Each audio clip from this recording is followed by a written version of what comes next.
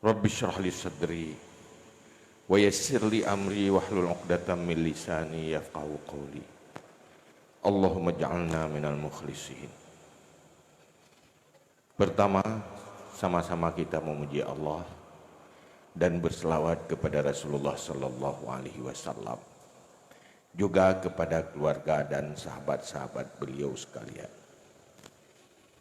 Berikutnya takzim, takrim dan penghormatan saya dan kita semua kepada Bapak Bupati, Wakil Bupati atau yang mewakili keduanya, pada Abang Nasir Jamil, DPR RI, Bapak Supriyanto, Bang Fadlun, juga Abang Muhammad Nur, kepada penghulu dan seluruh jajaran pemerintahan Gampung. Istimewa sekali kepada seluruh panitia pelaksana yang memprakarsai acara tadi siang sampai malam ini. Juga kepada seluruh yang telah dihormati oleh para pembicara sebelumnya. Kalaupun saya sebut satu persatu pasti ada yang tertinggal. Maka semua yang telah dihormati dan yang lupa dihormati masuk di dalam penghormatan saya. Isma sekali kepada seluruh para kaum muslimin, kaum ibu, kaum bapak sekalian. Saya hadir malam ini di sini karena diundang.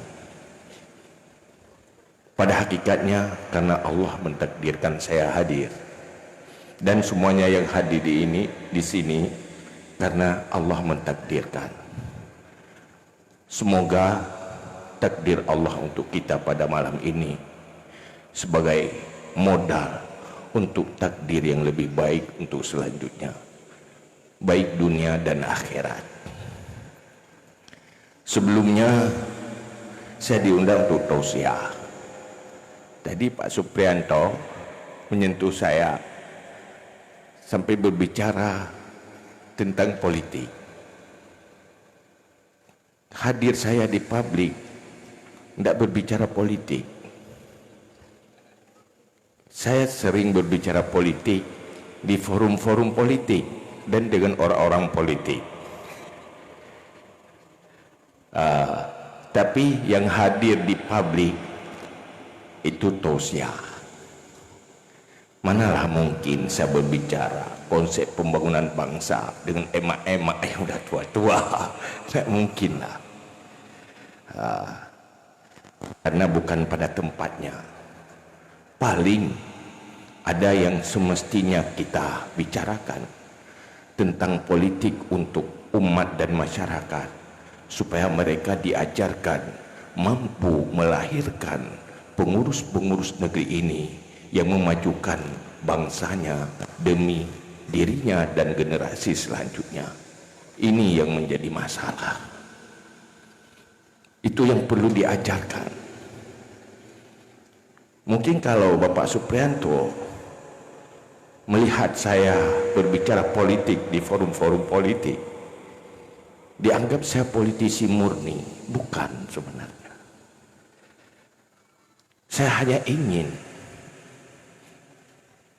mendakwahkan, membangun pemikiran bahwa Islam itu solusi bagi semua aspek kehidupan umat di semua bidang, dan juga solusi untuk masa depan abadi akhirat.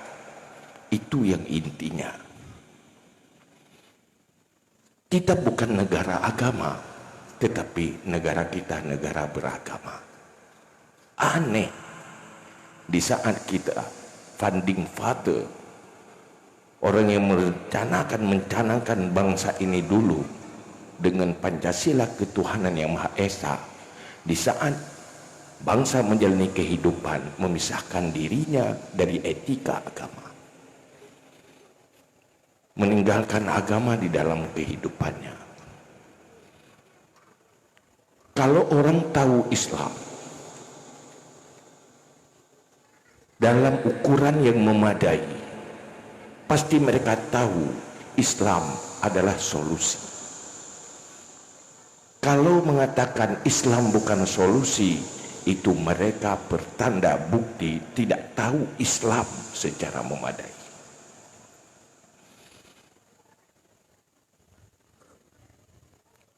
Turki, mereka bangkit dari keterpurukan di saat mereka merelakan Islam itu bebas kembali diamalkan. Mereka jadi pesaing di Eropa, walaupun dengan tantangan-tantangan konspirasi internasional yang sungguh sulit sekali. Saya di dalam semua forum yang intinya, ayo kembali kepada Islam. Karena kita tahu Rasulullah diutuskan rahmatan lil alamin. Wa ma arsalnaka illa rahmatan lil alamin. Rasulullah diutuskan menjadi rahmat bagi seluruh alam lewat konsep wahyu dari Allah. Wa ma yantiqu anil hawa illa wahyun yuha. Tergantung kemampuan umat Islam untuk mengetahui Islam dan menjadikan Islam sebagai solusi untuk dunia dan akhiratnya. Islam terpuruk bukan karena Islam, tetapi Muslim yang tidak terdakwahkan secara memadai dengan dakwah Islam. Sehingga hari ini kita melihat banyak terjadi kerusakan tatanan sosial, rumah tangga, dalam segala aspek. Itu semuanya karena umat Islam meninggalkan Islam. Maka pada malam ini, di saat kita memperingati hari lahir Nabi Muhammad sallallahu alaihi wasallam, tidak cuma mengingat Muhammad, tapi menjadi peringatan bagi kita sendiri lewat memperingati kelahiran Nabi Muhammad sallallahu alaihi wasallam. Karena Rasulullah hadir untuk mengingatkan kita manusia bahwa kita makhluk yang berbeda dengan non manusia. Kita bukan lembu. Kita ditakdirkan menjadi manusia bukan rencana kita sendiri, bukan atas konsep diri sendiri. Coba tanya, kita jadi manusia ini apa? Memang kita sudah rencanakan diri kita sebagai manusia sebelumnya? Tidak. Kemudian lahir menjadi jenis kelamin wanita, apa rencananya sendiri? Ibu-ibu itu jadi wanita memang keinginan sendiri? Bukan kan? Tahu-tahu sudah wanita. Yang laki jadi laki, bukan keinginan sendiri, tahu-tahu diri kita memang laki. Kalau kita bisa bicara dengan seekor ayam, kita tanya sama dia, kamu memang rencana sendiri jadi ayam? Enggak, saya enggak ada rencana jadi ayam. Semuanya atas rencana Allah. Tapi yang perlu kita sadari, yang diingatkan oleh Rasulullah, makhluk yang punya fisik dan punya akal, punya nafsu ini yang namanya manusia, adalah makhluk yang diciptakan sangat serius. Kenapa? Di depan kita ada neraka, ada syurga. Lembu tidak punya masa depan neraka dan syurga. Itulah yang salah satu yang diingatkan oleh Rasulullah. Sehingga pada sebuah hadis Rasulullah mengingatkan, la tansa azimata ini, kamu jangan sekali-kali lupa dua persoalan besar, al-jannatu wan nar, syurga dan neraka. Sebanyak apapun kesalahan seekor binatang, dia tidak pernah menjadi makhluk yang berdosa yang berakibat dengan neraka. Silakan jahat. Binatang seperti binatang tidak berbahaya, tetapi manusia yang seperti binatang itu berbahaya sekali. Maka Rasulullah hadir ke dunia supaya membawa konsep manusia benar-benar jadi manusia, tidak seperti binatang. Maka inilah yang perlu kita ingat. Kalau malam ini memperingati Maulid, mengingatkan kita kepada neraka dan syurga. Neraka yang ingin kita selamatkan diri, syurga yang ingin kita capai. Apapun kita akan korbankan untuk penyelamatan itu. Berarti beruntunglah acara malam ini. Nanti kalau masuk syurga, kenapa kamu bisa masuk syurga? Saya, kalau riwayat saya masuk syurga dimulai oleh acara Maulid di Kuala Simpang yang dibuat oleh Persatuan Pedagang Kuala Simpang. Maka kalau masuk syurga karena itu, pedagang-pedagang Kuala Simpang yang berkolaborasi dengan DPR, Pak Bupati, menjadi modal kesuksesan abadi. Inilah yang sebenarnya untuk kita buat acara seperti ini. Bukan hanya acara sebuah seremonial, bukan hanya acara ya orang buat acara kita juga buat, jangan ketinggalan. Kalau orang buat besar, kita harus lebih besar, hanya sekedar itu. Tetapi kita buat acara besar untuk mengingat yang paling besar, yang dikatakan oleh Rasulullah, la tansa azimata ini. Jangan lupa dua persoalan besar, syurga dan neraka. Rasulullah hadir untuk membuat manusia-manusia ini, apapun status sosialnya, dia menjadi penghuni syurga. Tidak semuanya jadi ulama, tidak semuanya jadi waliullah. Bermacam profesi manusia dalam hidup ini, tapi semuanya harus jadi penghuni syurga. Itu gimana caranya? Setiap manusia akan ditantang dengan sesuatu yang membuat dia jadi penghuni neraka kalau salah-salah, tetapi juga dia ditantang untuk bisa masuk syurga. Sehingga manusia masuk syurga dosanya beda-beda. Masuk neraka dosanya beda-beda. Masuk syurga pahalanya beda-beda juga.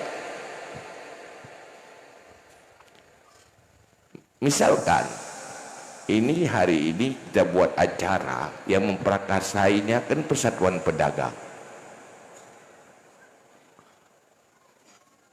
Islam hadir bagaimana berdagang itu, perjalanan bisnis kita menjadi perjalanan ke syurga.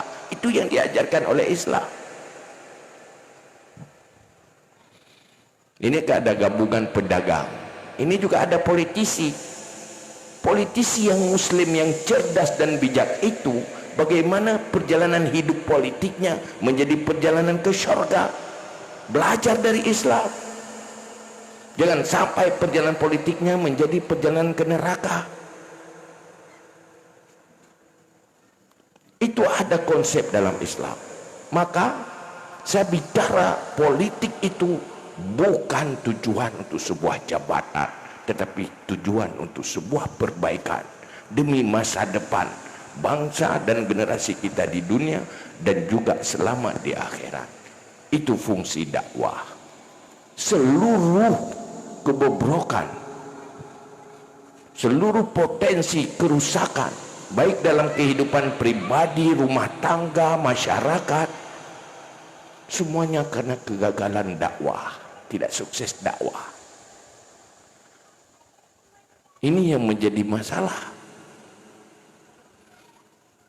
Kalau bicara politik di ruang publik, pasti bicara orang-orang yang memilih. Saya kan sering bicara dengan Bang Nasir. Kenapa negeri ini jadi bermasalah? Ingat, Rasulullah mengingatkan kita, idza usidal amru ila ghairi ahli fantazirus sa'ah. Kalau urusan diserahkan pada bukan ahlinya, maka tunggulah kehancuran. Itu peringatan yang perlu disadari. Kita hidup di era demokrasi. Muslim sekarang adalah muslim yang lahir di generasi demokrasi, bukan di generasi kenabian. Tanya ke lahir sebagai sahabat Rasulullah, nyunah matalah solusi Rasulullah. Kita bukan lahir di generasi Khulafaur Rasyidin. Kita bukan lahir di generasi umat Islam yang dipimpin oleh Sultan dengan gelar Amirul Mukminin,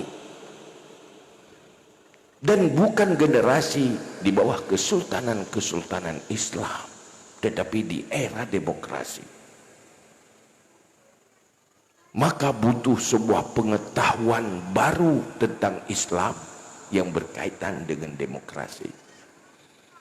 Ulama dulu di masa kesultanan telah melahirkan konsep ahkamus sultaniyah, nasihatul muluk. Tetapi tidak ada bagaimana perjalanan demokrasi kita menjadi perjalanan ke syurga. Jangan sampai perjalanan ke neraka. Islam itu bukan menganiaya, hadirnya menganiaya, bukan. Tapi membahagiakan, memberi solusi. Ini yang jadi masalah.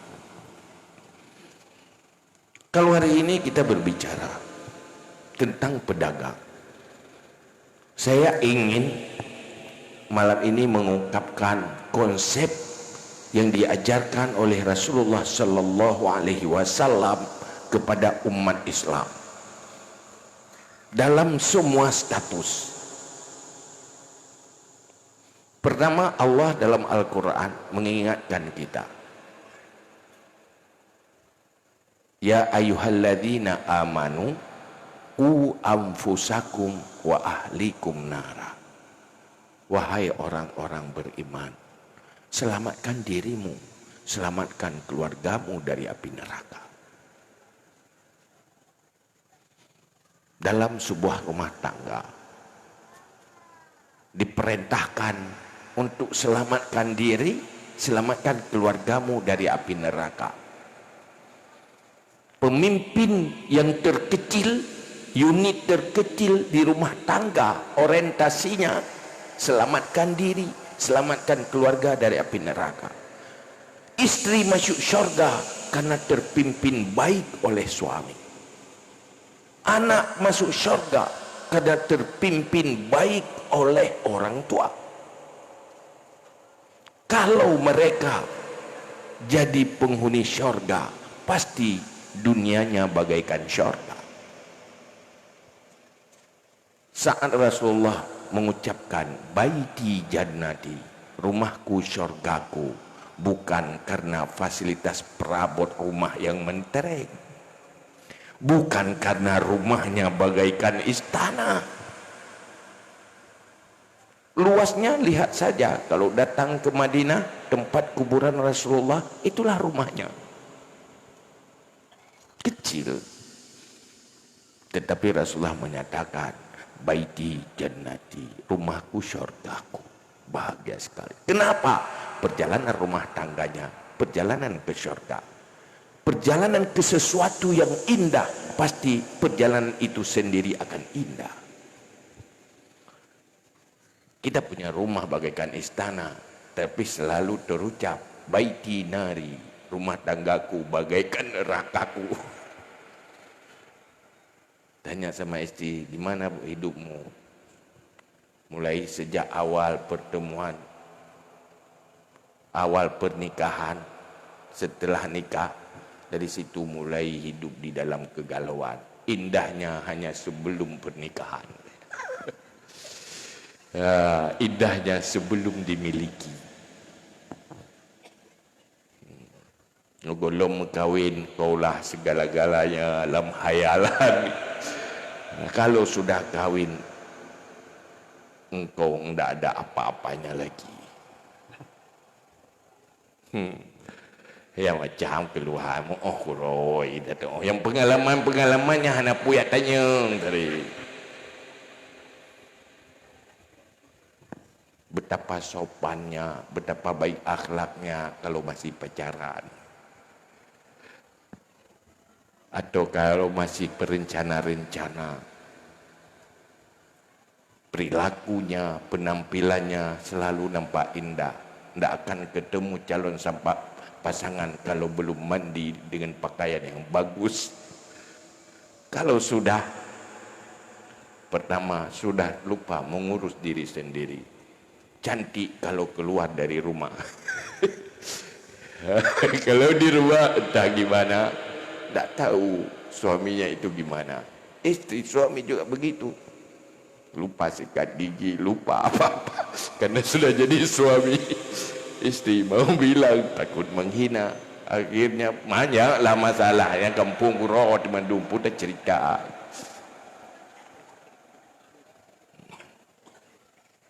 Sebenarnya semua persoalan itu bukan karena krisis ekonomi, tapi krisis kepribadian dan akhlak.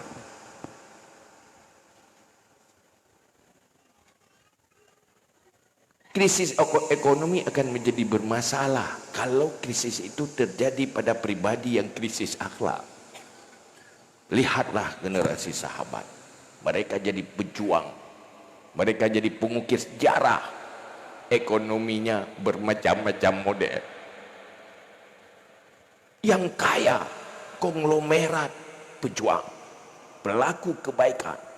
Yang miskin juga pelaku kebaikan. Dia boleh miskin harta, tapi kaya akhlak, kaya ilmu. Mereka berjuang ke sana. Yang perempuan-perempuan, tugasnya hanya menghamilkan para pejuang dan penghuni syurga.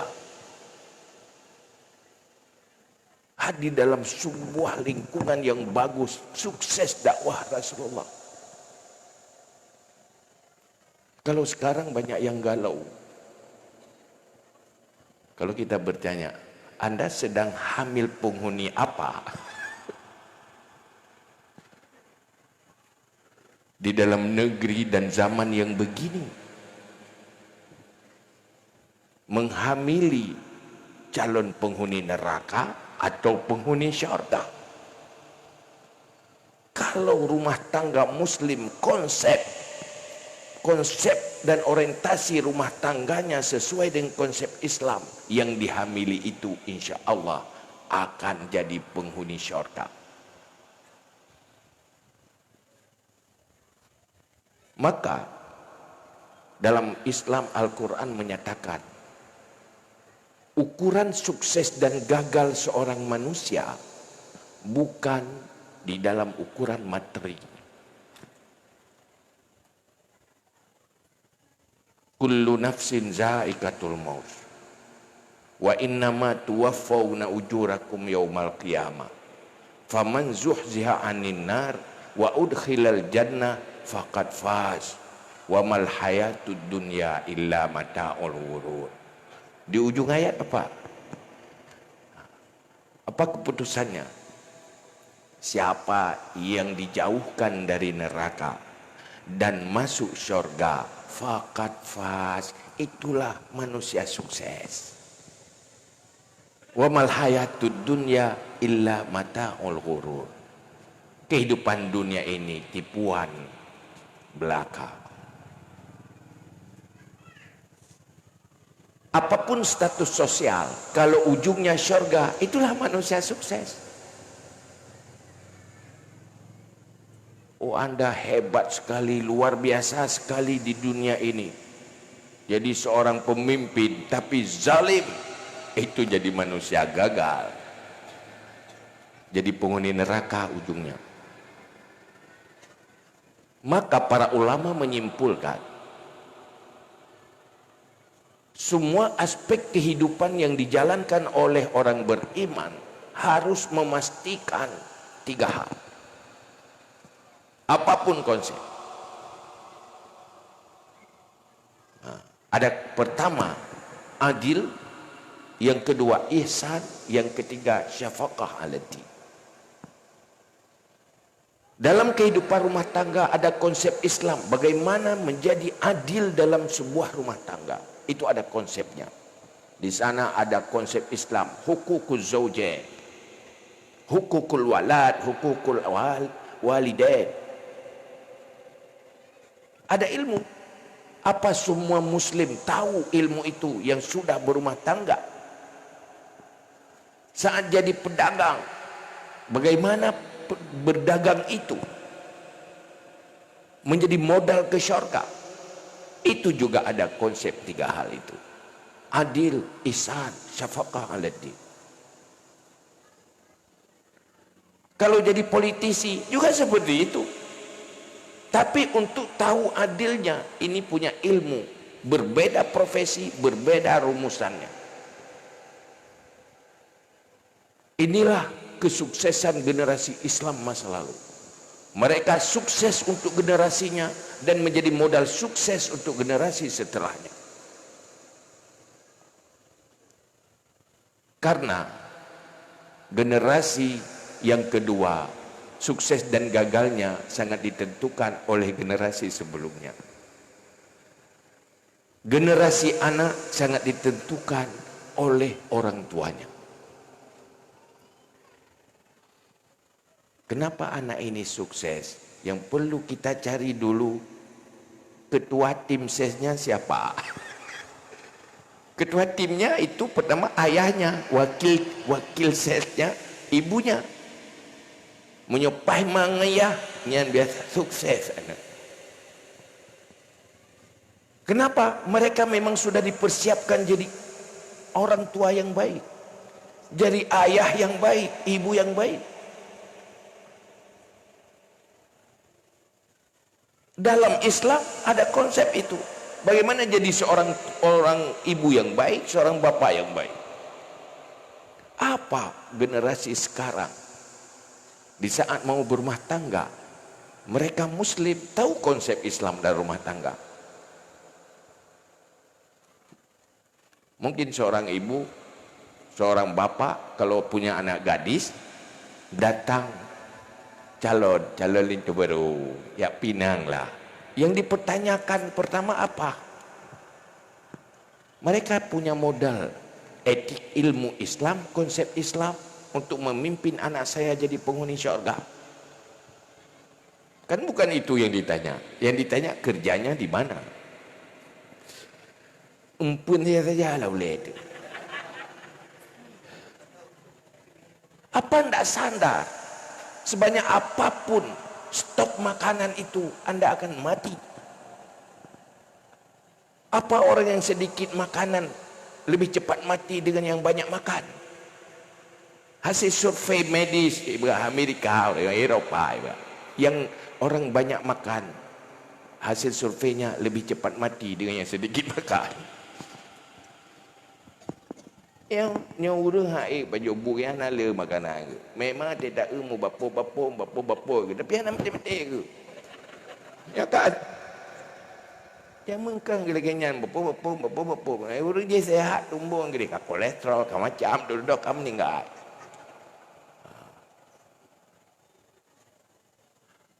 Begitu juga yang lain.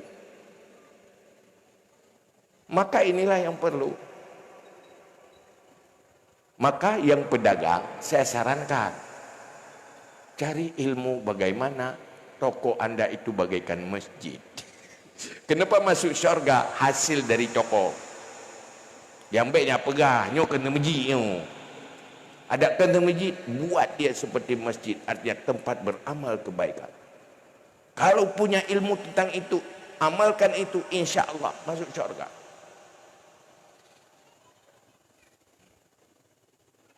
Ilmu tentang salat, salat cuma 5 waktu.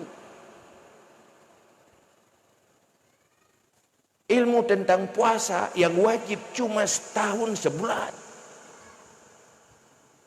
Ilmu tentang haji yang diwajibkan kalau sudah mampu cuma sekali. Kehidupan manusia banyak bidang yang dihabiskan untuk itu. Bagaimana mengislamkan kehidupan itu? Lu tapi lu begalau dulu. Bahkan daerah daerah negara uri telap. Withi umumnya ada tatu payalang Supo uri telap.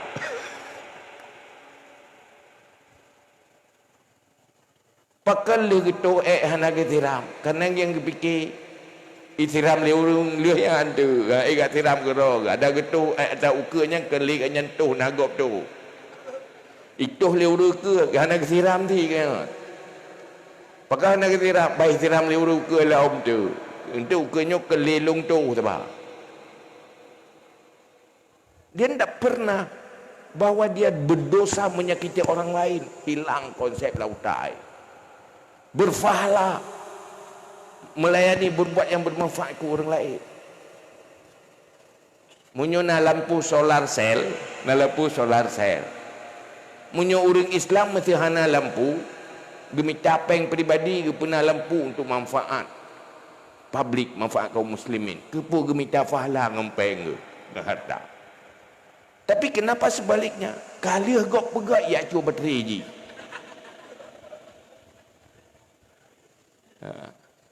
Nyonya lagi nyantai, gadah carang kita bangun nanggro nanggu. Han maju ring telah.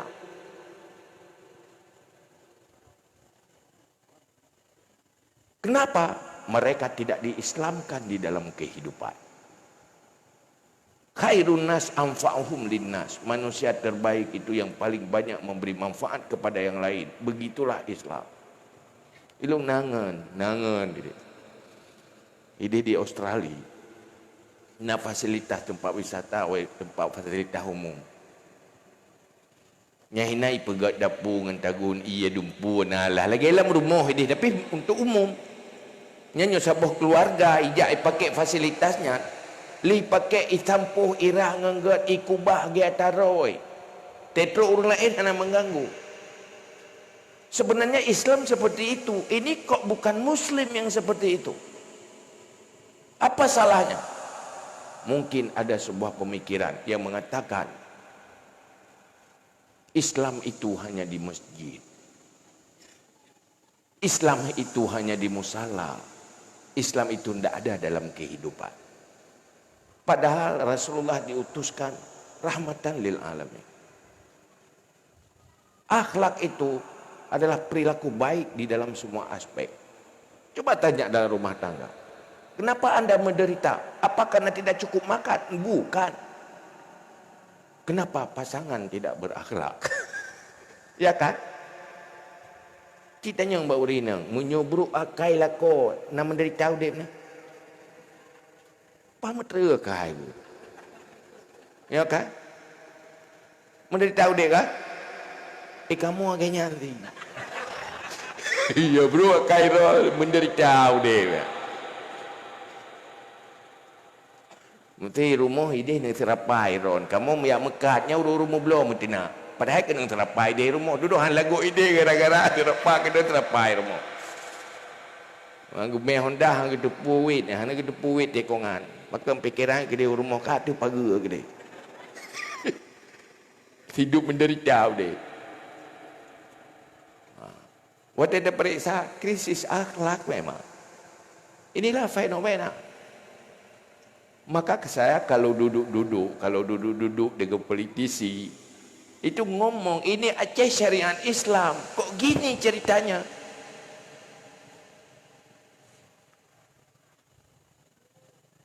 Masalah rata go. Itu jadi promosi buruk untuk Islam. Ekonomi terpuruk.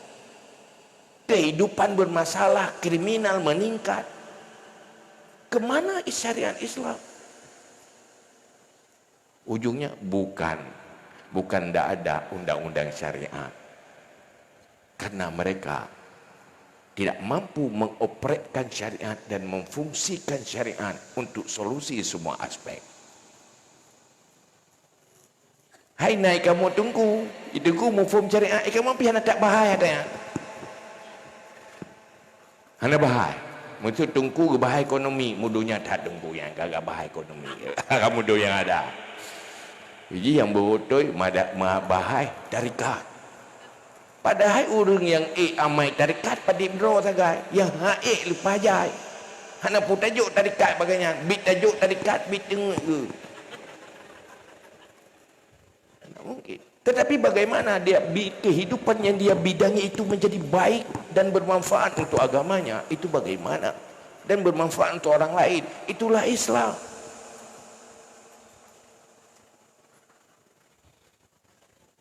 Bagaimana mengislamkan kehidupan ini? Karena uronyo danyo berada di zaman demokrasi. Nyo hal yang payah murno. Nyo behino mesti contoh danyo mekat. Kita pedagang. Bagaimana membuat itu masjid? Dagang itu penuh godaan. Rasulullah dalam sebuah hadis mengatakan, sitatun yadkhulun nara bisitatin. Ada 6 kelompok manusia masuk neraka dengan sebab 6 perkara. Lain-lain sebab. Al-umara'u, pemimpin-pemimpin, orang-orang yang mengurus publik, itu penyebab utama masuk neraka. Zulmun, kezaliman. Bizulmin, zalim, tidak adil. Kalau dia adil, masuk syurga. Karena apa dikatakan dalam hadis yang lain, seorang pemimpin yang adil memimpin satu hari dengan keadilan bagaikan ibadah orang biasa 60 tahun. Tetapi satu hari dalam kezaliman itu bagaikan maksiat orang biasa 60 tahun. Sebaliknya, itu menjadi jalan cepat ke neraka, tapi juga itu jalan tol ke syurga. Cuma modalnya adil yuk. Tapi pada pribadi yang tamak tidak mungkin akan tumbuh keadilan. Dia tergoda. Akhirnya orang Islam orangnya getamenglah ruang publik, dia amanah gerubah tanya tu yang minta rezeki. Ya, hai ku jauh belah trip tat. Tak mau kubun trip tat, nyuk renan bagah. Padahal ya te kejadian kan menanti lagi urung belum buntut. Berarti lagi berspekulasi. Orang beli buntut. Buntut kan kan ekor. Buntut. Nyai aduh kekalan urung kenang tapi urang anak kenang anak kekalan. Tiji blo tertuh rupiah tertuh ribe merempak tertuh juta. Ipak yang kabih tubang-tubang permoh ke hana kenang-kenang yang hana sopga. Kadang-kadang orang kenang. Menyo merempak kenang, merempak harta haram, hana kenang, habis pengkai. Rugo saja-saja.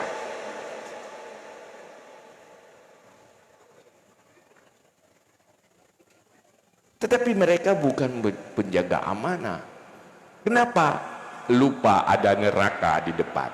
Lupa ada syurga yang ingin digapai. Itu terlupakan. Karena nalarnya terlalu pendek dan pelupa. Kemudian at-tujar, pedagang. Kenapa masuk neraka? Bil khiana, manipulasi. Ya. Barang tak peblo lain cerita, barang tak peblo bagop lain cerita, barang-barang tu cerita lain-lain. Tidak peblo yo barang yo, nyo tadi peblo kugop barangnya, beres rata tago. Wate tadi peblo ke dia kembali, kok bro barang rata tago bro, tak Maka kenapa barang yang sama cerita yang berbeda dua versi? Hanya itu mengkhianati. Cing menyuntuk publo dengan cing untuk belo barang beda. Yang kena buat bak tamita-mita rezeki merumpok neraka. Akhirnya kenapa anda kaya? Karena saya pandai menipu, memanipulasi. Kenapa anda masuk neraka? Karena saya berdosa. Berdosa kenapa? Berdosa cari kaya. Harta itu di mana sekarang? Di dunia. Untuk anda apa? Saya dosa-dosa hanya bawa pulang ke sini. Dosanya bawa pulang ke sini. Hartanya dibagi-bagi di sana. Apa anda rugi itu? Tetapi sebaliknya, saya tidak mau menipu. Karena itu dosa. Allah memerintahkan saya tidak menipu. Allah akan membalas pahalanya jauh dari lebih besar ketimbang dengan keuntungan yang hilang karena menipu. Apa? Ambil keuntungan dunia yang ada dosa, atau tinggalkan keuntungan dunia lillahi ta'ala, ambil keuntungan akhirat. Kita ditantang, setan menyuruh kita ambil keuntungan saja. Nuraka mencurigaan untuk duduk terpikir nyuhinu ile tak bubarayo ile itu duduk terpikir. Padahal bukan, tidak apa-apa, tidak kaya tidak apa-apa, tapi kaya amal. Itu ada ilmu. Maka dalam Islam semuanya wajib punya ilmu di dalam bidang yang dihadapi oleh masing-masing ilmu Islam itu. Inilah tantangan kami pendakwah-pendakwah agamawan ini. Anda ajarkan orang salat, dia berada di tempat salat cuma 5 waktu. Tapi dia status petani, Anda tidak mengajarkan halal haram dalam dia bertani. Padahal dia berada di sana, sebagian besar kehidupannya ada di ladang, di sawah. Seorang pedagang wajib salat cuma 5 waktu. Usianya habis di sana berapa persen? Ini yang menjadi masalah kita. Kita ingat Rasulullah bagaimana mengajarkan umatnya di dalam komunikasi. Katanya banyak jadi penghuni neraka karena lidah komunikasi yang salah. Sehingga Rasulullah mengajarkan cara komunikasi yang benar. Sehingga ulama bisa menerjemahkan etika komunikasi itu sampai 20. Supaya lidahnya, komunikasinya jangan jadi sebab jadi penghuni neraka, tetapi jadi sebab penghuni syurga. Dalam sebuah hadis Rasulullah mengatakan, "Falyakul khairan aw liyasmut." Katakan yang baik atau diam. Yang baik itu apa? Yang tidak baik itu apa? Itu butuh ilmu. Urangnya takalan tu, bak media sosial. Bak media sosial, akibat bentuk komunikasi, semuanya menggambarkan gagal etika Islam. Mereka tidak diajarkan. Padahal aktivitas manusia dalam kehidupan, siapapun dia, 70% komunikasi. Tapi ilmu komunikasi Islam itu, etikanya tidak tersampaikan secara memadai. Kemana dunia pendidikan dikelola dalam kalangan umat Islam? Nyan karu cerela kongen purmoh tunggu. Kan karena ketemu Trump, karena komunikasi salah. Jadi pegah habana han mutiak latih dari urang malah aman tengok tu. Atau ada komunikasi yang salah dari tetangga. Sebuah rumah tangga yang lagi damai-damai, ada pembawa berita bohong sehingga terjadi cerai karena berita-berita yang salah atau tidak boleh disampaikan. Kenapa? Mereka gagal etika komunikasi. Nyo mentang masalah. Maka malamnya kan semua ber. Ya, bukan saya hari ini bukan mengajarkan. Sekurang-kurang kita tahu bahwa banyak yang perlu kita tahu. dan banyak yang belum kita tahu. Maka butuh, kalau mau Islam, perang kejahilan dengan ilmu pengetahuan Islam, yang utama yang fardu'i.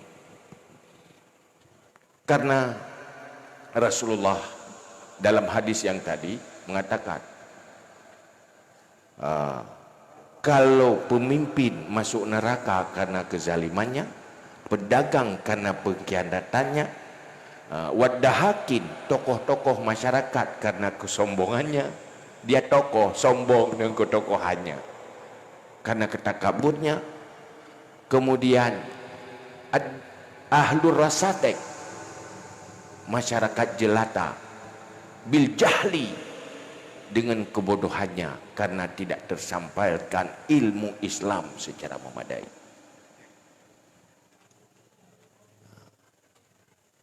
Ulama nanti dia wal ulama nanti kita mau neraka ke kena jahil dia bil hasadi, dengki, kaji kemiagam, anjit tagai dia miagam lain. Kalau tidak ikhlas, apalagi yang lain. Maka oleh karenanya, kalau malam ini kita sudah sadar bahwa untuk anak-anak kita banyak ilmu Islam yang harus tersampaikan, itu sudah sebuah keberuntungan. Malamnya kan tiap pemalim urang masak tak pemalim urang 15 minit. Si kurung-kurung kamalim pumalim kata tepu, puta tepu kata tepu hana tepu. Kaji yang kukup tu sah li hana mufum hana mufum. Sudah ndak tahu. Kalau sudah tahu ndak tahu, insya Allah akan tahu, akan cari tahu.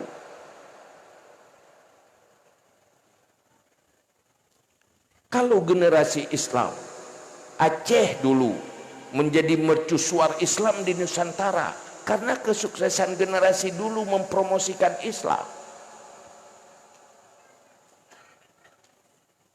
Munyojamun kerajaan Aceh terkenal pasti kan karena ulama to, pasti ekonominya bagus, pemerintahannya bagus, pasti pertahanan perangnya juga bagus.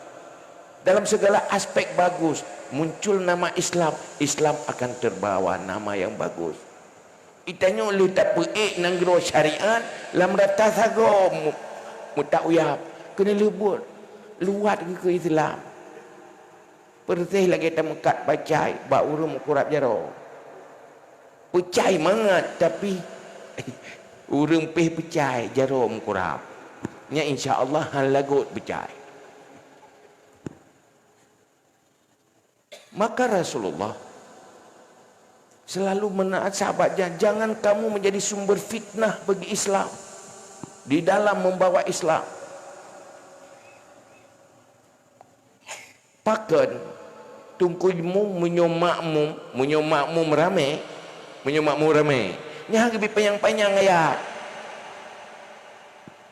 Bega pelemah juga pai Quran ya.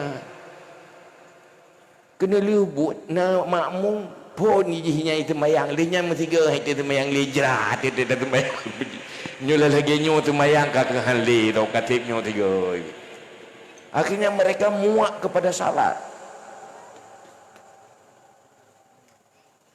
Maka Rasulullah mengingatkan, ad-dinu matin fa'ughilhu birrif. Agama itu keras, tegas dia, maka masukkan dia dengan lembut.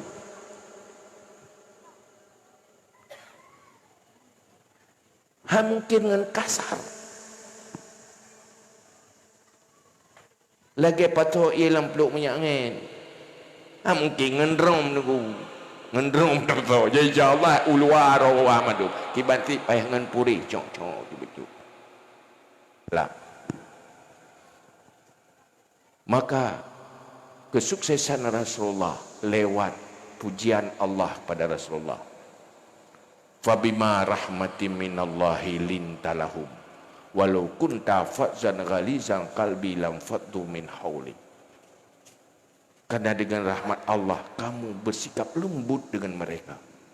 Kalau kamu keras, kasar, keras hati dan kasar, lam faddu min haulik, mereka akan menjauh dari sekelilingmu. Islam tidak akan tersampaikan. Urunyo, ada yang berahid deh, asyidda ala kufar, dia berahid banafir punau. Nya bekir gata, keras itu bukan kasar, keras itu dia tegas dalam kebenaran, tidak pernah goyang, tetapi dengan cara-cara yang lembut dan beretika dan sopan, tetap istiqamah di dalam kebenaran. Itulah yang diajarkan, akhlak yang diajarkan. Maka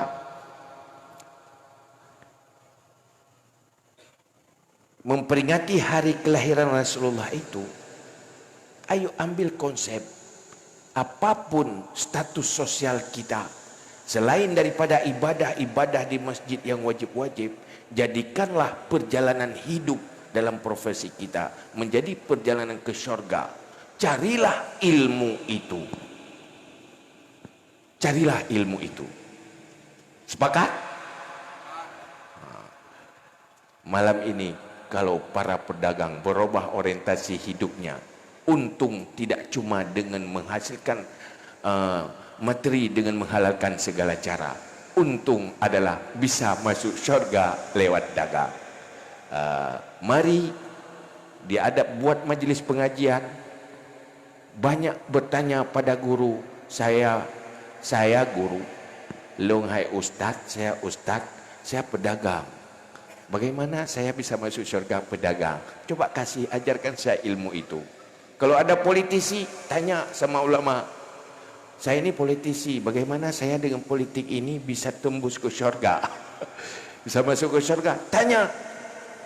Kalau kadang-kadang itu bukan bidang saya, itu dah salah.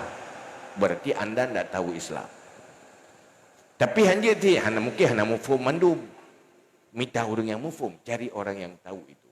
Maka kalau Pak Supriyanto ngomong-ngomong saya berbicara politik, tujuan saya, mari kita jadikan perjalanan politik Muslim itu perjalanan